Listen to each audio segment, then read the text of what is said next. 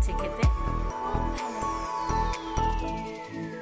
আজকে আমরা আলুর পকোড়া আরেকটা কিসের পকোড়া আমি জানি না, মুড়ি আর লঙ্কা খাচ্ছি। সাথে চানাচুরও ছিল, কিন্তু চানাচুরের ভিডিও বানানো হয়নি। এটা কাঁচা আলুর পকোড়া।